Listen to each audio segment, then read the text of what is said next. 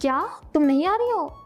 भाई मेरी शर्म से बात हो गई है, वो नहीं आ रही है। नहीं आ रही है गाइस, नहीं आ रही है। कुछ लोगों को शर्म बिल्कुल नहीं आ रही है। चुप हो जाओ। और उन लोगों में बहुत लोग हैं।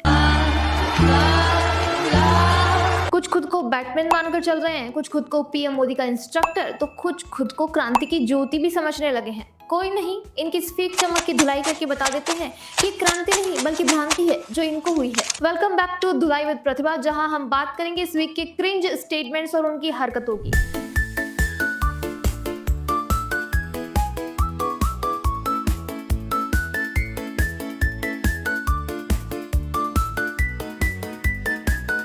श्री लाल शुक्ल जी कह रहे थे कि अज्ञान में बड़ा सुख है, पर इन महारथियों को देखकर लगता है कि अज्ञान में सिर्फ सुख ही नहीं, असीम आत्मविश्वास भी है। तो चलिए शुरू करते हैं। अब धुलाई करते करते सर्फ कम पड़ जाएगा, लेकिन इनके दाग नहीं जाएंगे। सर्फ एक्सेल नहीं, वो रेडी वाले साबुन का इस्तेमाल करना पड़ेगा। एक लड़की, इसकी क्वालिफिकेशन क्या है? बस एक खाकी पुलिस वैन पर हाथ रखकर एस्थेटिक फोटो खिंचवाना, बस। राज ठाकरे के बाद हम भी इन्हें सम्मानित करना चाहते हैं क्रिंजिएस्ट हीरो ऑफ द वीक के लिए। केवल इन्हें ही नहीं, बल्कि जिन्होंने इन्हें सम्मान दिया है उन्हें भी। राज ठाकरे और राहुल गांधी अपने आप को उदय शेट्टी समझने लगे हैं। हर हफ्ते किसी को भी सड़क से उठाकर स्टार बना देते हैं। मैडम ने भी अपनी क्रांति को मोनेटाइज करना नहीं छोड़ा। वो अपना एक्सपीरियंस इंस्टाग्राम पर सब्सक्रिप्शन कंटेंट के रूप में शेयर कर रही हैं। बाकी खुद की जैसी भ्रांतियों के साथ टिकटॉक भी बना रही हैं। यही है मॉडर्न क्रांति, जब रोड पर खड़े होकर फोटो इसीलिए खिंचवाई जाती है ताकि बाद में इंस्टा एल्गोरिदम सेट किया जा सके। अब इंस्टा एल्गोरिदम से याद आया कि आजकल राहुल गांधी ट्विटर पर जवान बनने के बाद इंस्टा पर कूल बनने पहुंचे हैं। वहां स्टोरीज में उनके मिनियन उनको पूछ रहे हैं कि आप बैटमैन है क्या? आपको पता है राहुल गांधी ने क्या कहा? उन्होंने कहा कि हम दोनों कभी साथ में एक कमरे में नहीं होते। वाह क्या बात है।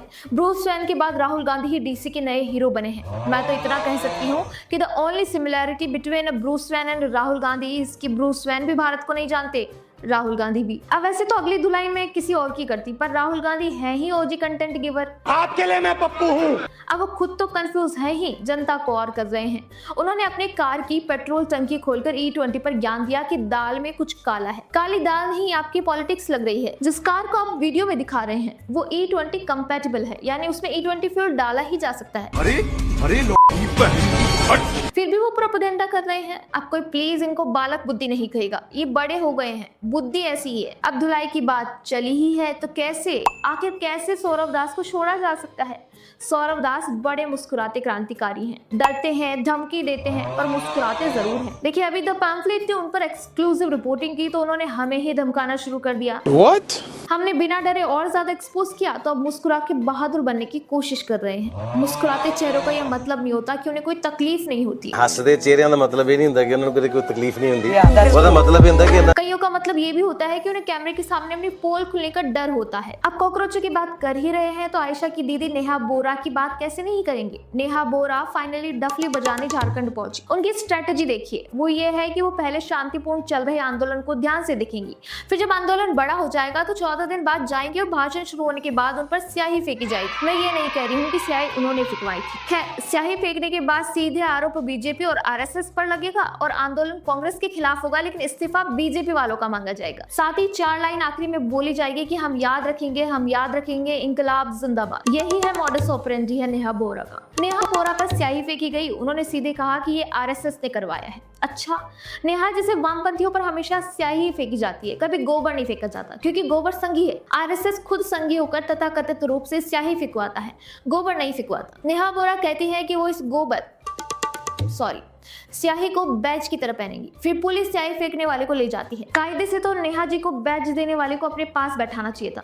खैर, वो तथाकथित रूप से संघी था, इसीलिए नहीं बैठाया। स्याही फेंकने वाला कोई भी हो, पर झारखंड के छात्रों ने नेहा बोरा को सीधे स्टेज से उतार दिया और कहा कि अपना एक्टिविज्म दिल्ली से शुरू करके दिल्ली में ही खत्म कीजिए। जय श्री राम। बस ये आखिरी नारा सुनते ही नेहा जी को बुरा लग गया और वो वापस चली गई। हरिवंश राय बच्चन जी ने लिखा था कि नीड का निर्माण फिर, पर इन क्रांतिकारियों का सिद्धांत है बखेड़ का निर्माण फिर। तो दोस्तों, ये थी धुलाई इस वीक की। तमाशे बहुत हैं, मदारी बहुत है और हर मोड़ पर एक नया मसीहा खड़ा है। देश में जब तक नौटंकी चलती रहेगी तब तक दर्शकों की कमी नहीं होगी। आप कमेंट्स में बताना कि कोई धुलने से छूट तो नहीं गया। अगली बार किसकी धुलाई करें वो भी बताइएगा। तब तक इस धुलाई को शेयर कीजिए और बने रहिए धुलाई विद प्रतिभा के साथ।